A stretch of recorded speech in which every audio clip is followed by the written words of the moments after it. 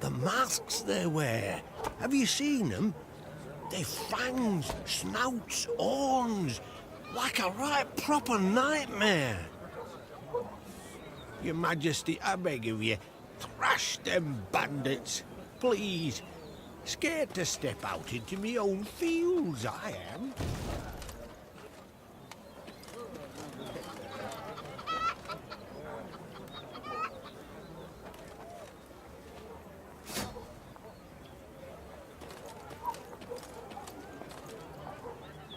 Soon, Queen and retinue arrived at Hawksburn.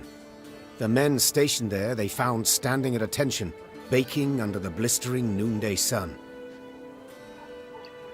Your Majesty, Count Caldwell. Stand at ease, Sergeant, and report. The local peasants we've rounded up in the yard, Your Grace. Expect they might have lent the bandits aid. Yet our courtesy hadn't inspired them. They hadn't peeped a word. Might it please Your Grace to summon the hangman? He ties a noose for them, should have them jabbering right quick. I'll speak to them first.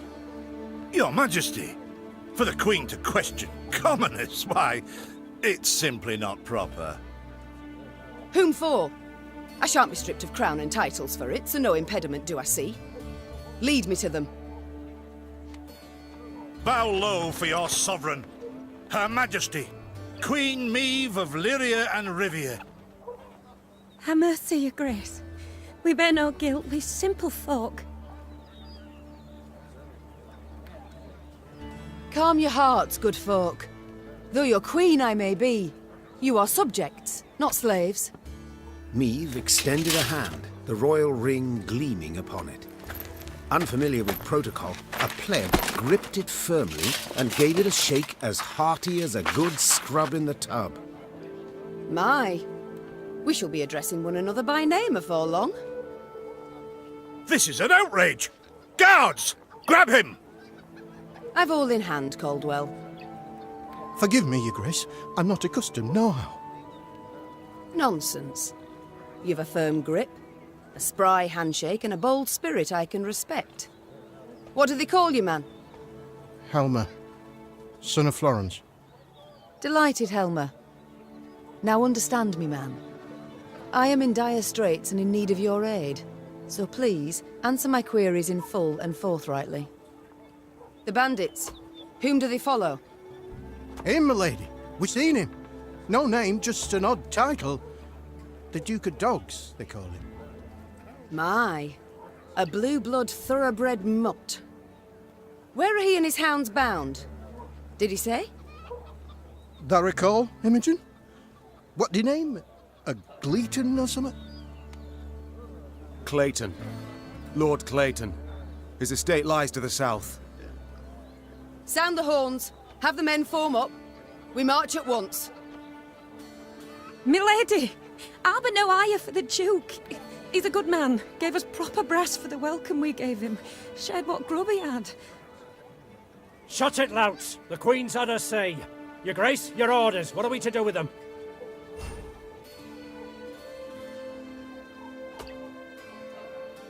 The Duke of Dogs fed you, so you've strength enough to carry arms.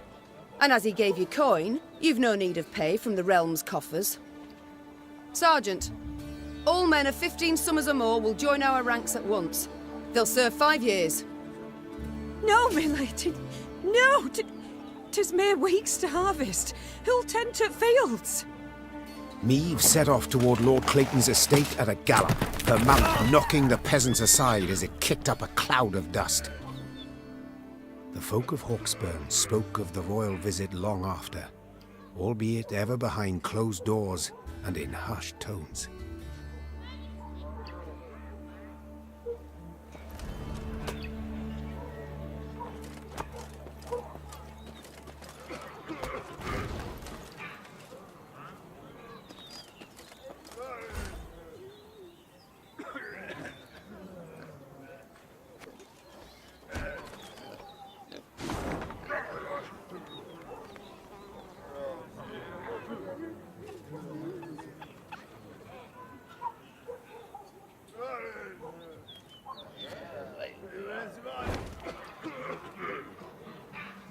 What is this, Reynard?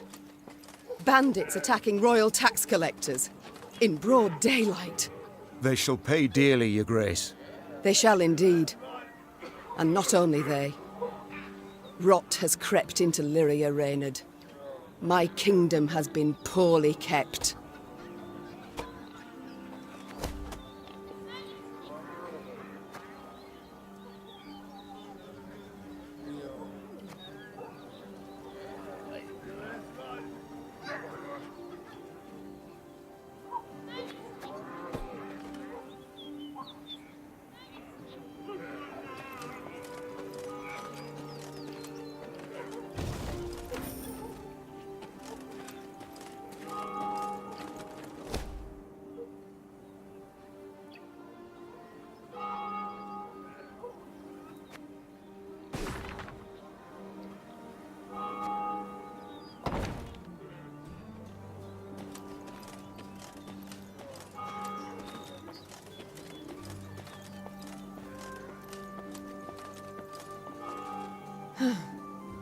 That rumble. What is it? Look out! Rock slide!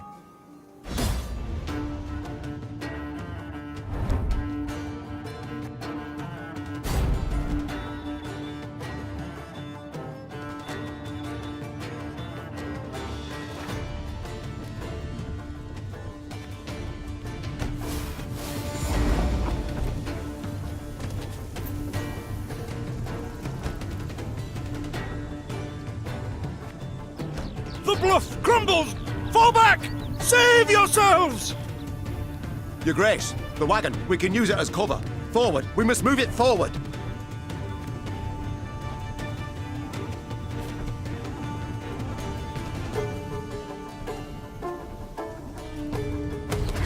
What now? You're far fewer than I presumed. Summon your comrades, damn it! Chop chop! Before I reach for my whip! Give me a target.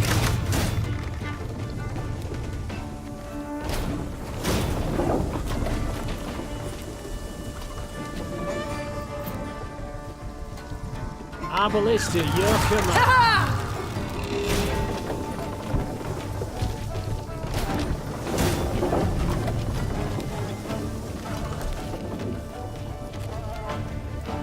Armor won't save. The wagon! Use the wagon now!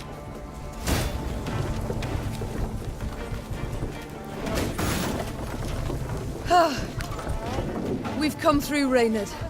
I thank you.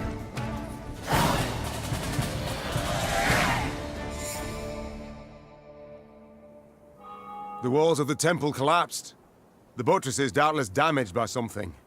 Or someone. There's naught we can do here. We ride on.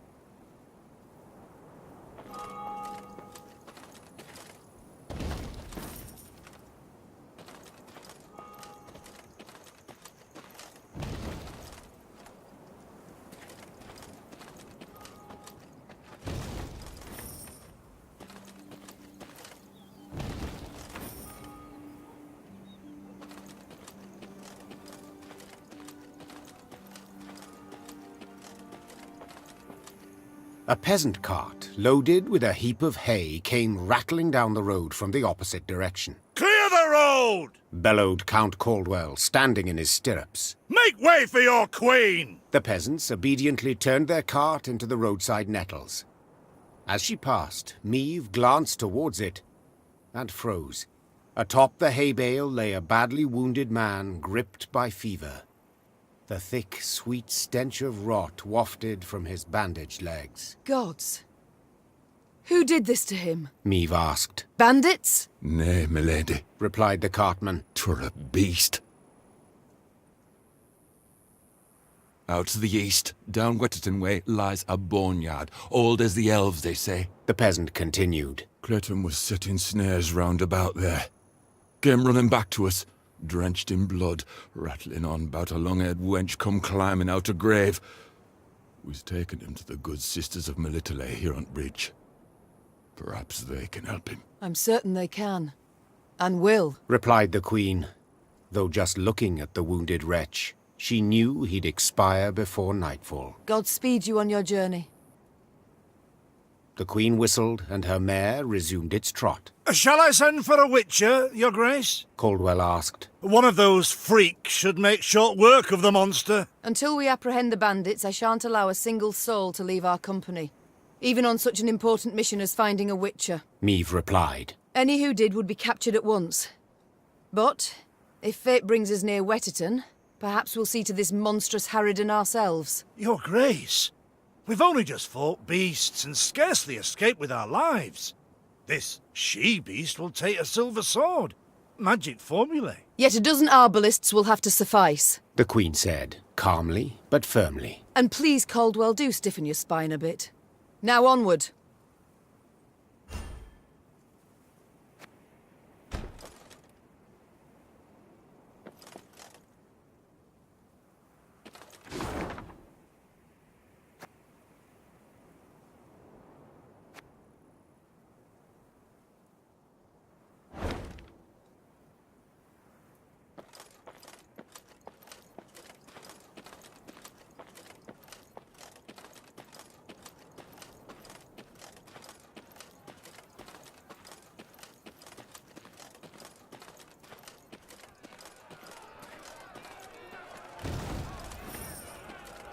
Off to Wetterton, are ye? Bonny tune that. Just the folk of the old.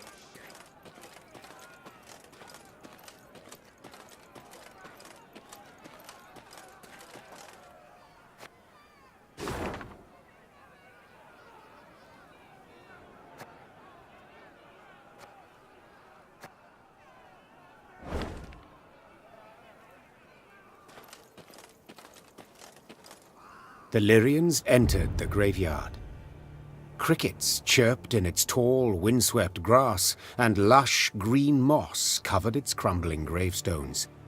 Only a fresh bloodstain upon a mausoleum wall suggested that something disturbed the dead in their rest and hunted the living. Save your tears, throw off your grief. An eerie voice sang, its ghastly lament standing Meve's hair on end. Soon your life too shall cease as you pass into the eternal glow.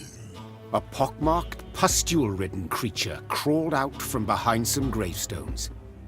It vaguely resembled a shriveled, hunchbacked hag, until its head split into two halves, forming a tooth-spiked maw.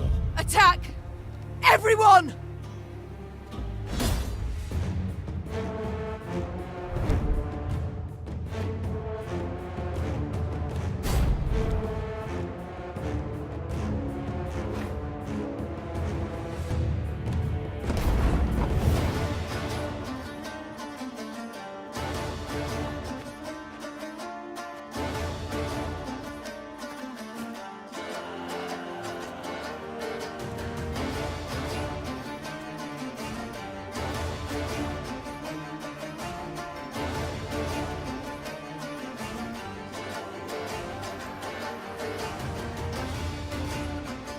This harvest will be reaping black-clad heads.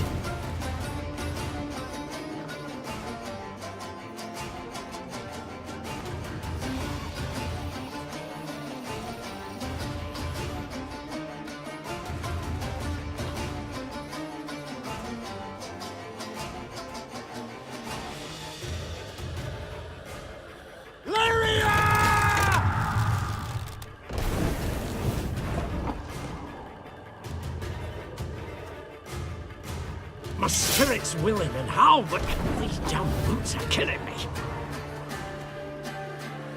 One boot's all I need.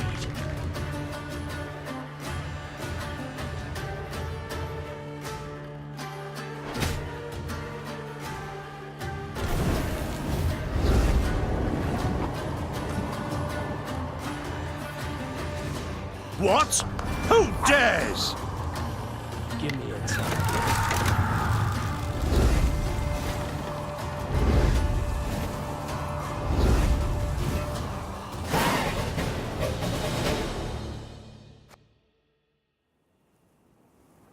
What was that filth? The queen croaked hoarsely as the dying monster writhed in agony at her feet. I know not, your grace, Replied Reynard. but to be safe, I would have the corpse chopped up and burned.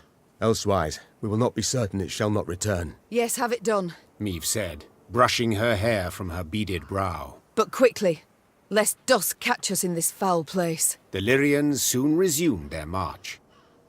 As they left the cemetery behind them, some believed they still heard the haunting dirge upon the air.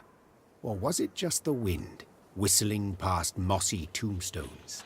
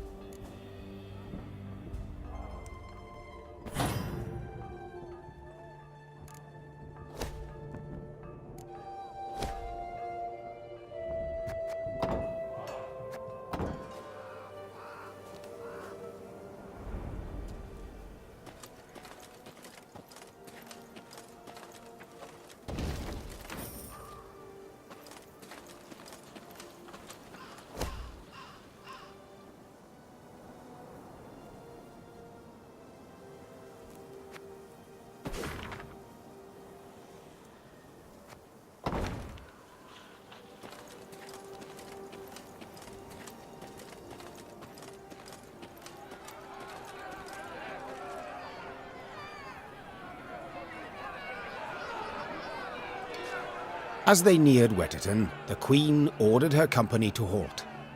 She then sent men to the town for supplies.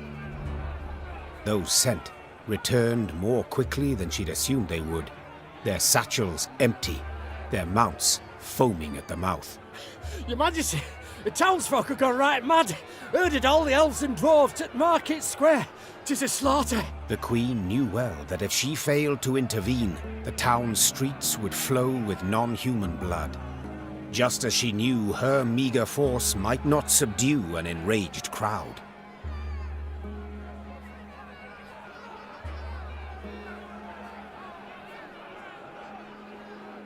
What is your command, your grace? Reynard's question pierced the silence. What can it be, dear friend? Answered the Queen, then spurred her mount and rode off towards the town. Her troops followed, running as fast as their legs would carry them. When they passed inside the town gate, they saw corpses lining the gutters. Meve realized she had arrived too late to prevent a tragedy. The crowd was drunk on blood. Its rage would need to be quelled with an iron fist.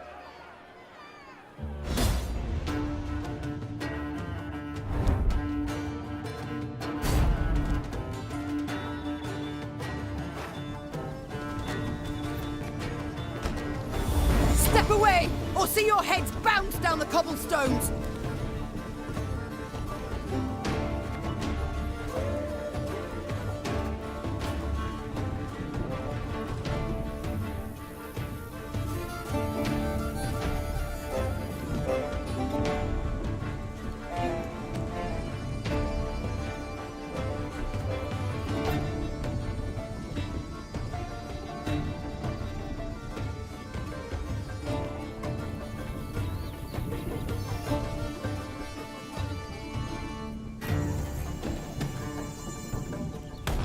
Reynard, who started this? I must know.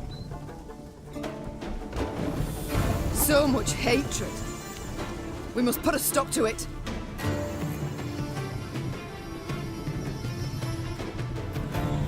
Got any victuals? Hungry like a wolf, I am.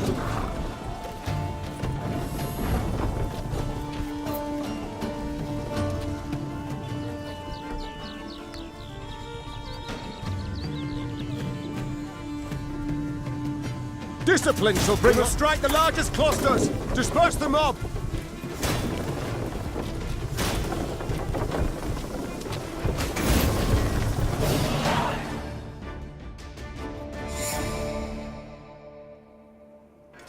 Happily, Niamh restored order without suffering any losses. Reynard then learned that a nobleman's ire had triggered the violence, ire at having discovered a theft. Suspicion fell on the non-humans he employed. He accused them, they protested, and the row soon engulfed the town. But there's something else, Your Grace. Reynard gestured towards an aged man who stood grieving, his face in his hands. I've witnesses who claim the strays of Sparla are the thieves. Though the tragedy seemed the result of a misunderstanding, justice would have to be served. Those responsible for the slaughter would need to be punished. The question was, how severely?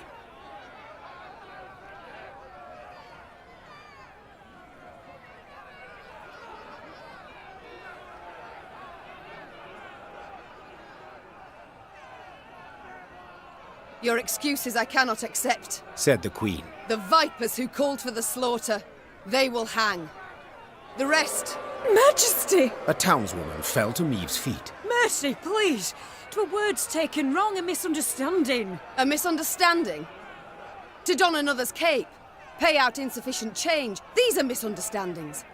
What happened here was criminal, and you'll be punished as criminals. The condemned were hanged at once, without regard to the protests of kith and kin. Those non-humans who had managed to hide and survive made a most generous donation in gold to bolster the Queen's force. I'd like to say Wetterton's small melting pot of races lived on in harmony. Yet alas, I'm not in the habit of propagating untruths.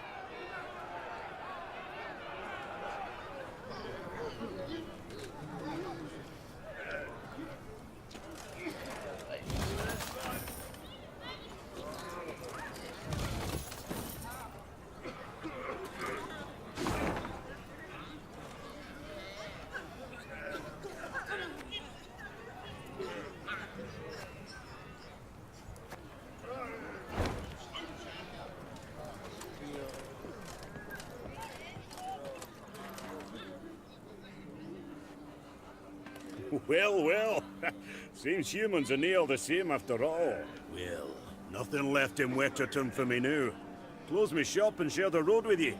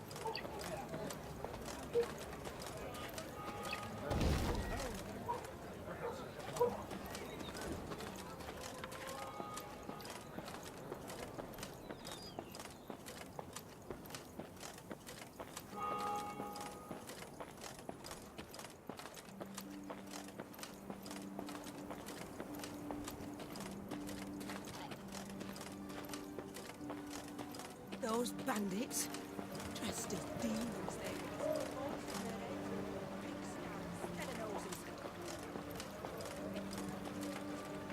those bandits. Dressed as demons they was. Horns on their heads and pig snouts instead of noses.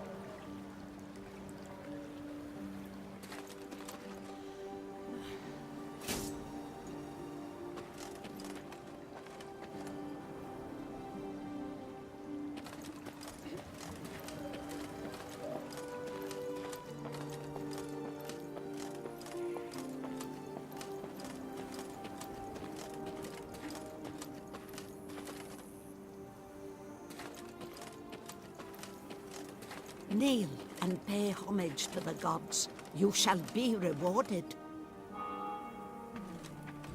Melitele watches over us all, yet you do well to remind her through supplication. There is ever time for prayer, even as war rages all around.